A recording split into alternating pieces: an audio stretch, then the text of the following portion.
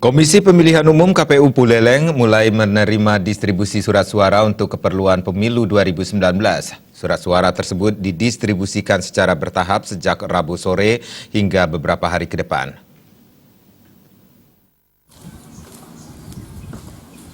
Surat suara yang telah tiba di gudang logistik KPU Kabupaten Buleleng, Bali berjumlah 594.086 surat suara untuk DPR RI Dapil Bali dan jumlah yang sama pula untuk surat suara DPRD Provinsi Bali.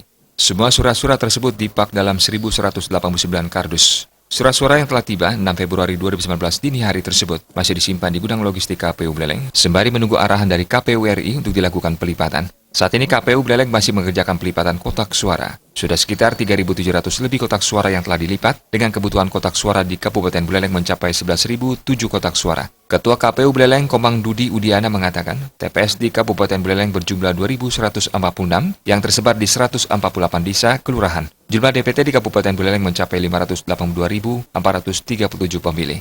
Pelipatan kami menunggu instruksi dari KPU Provinsi Bali. Jadi semua jadwal ditentukan oleh KPU Provinsi Bali. Sampai kapan Pak jadwal sampai distribusi ke kecamatan? Distribusi kecamatan belum. Jadi nanti setelah itu ada jadwal-jadwal tersendiri setelah adanya pelipatan.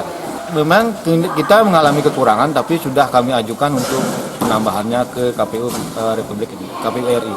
Berapa kekurangan Pak? 288 buah Kotak suara. Surat suara dan perlengkapan lainnya seperti tinta masih dalam perjalanan menuju ke gudang logistik yang dikirim dari Nganjuk, Jawa Tengah. Komang Yuda, Bali TV.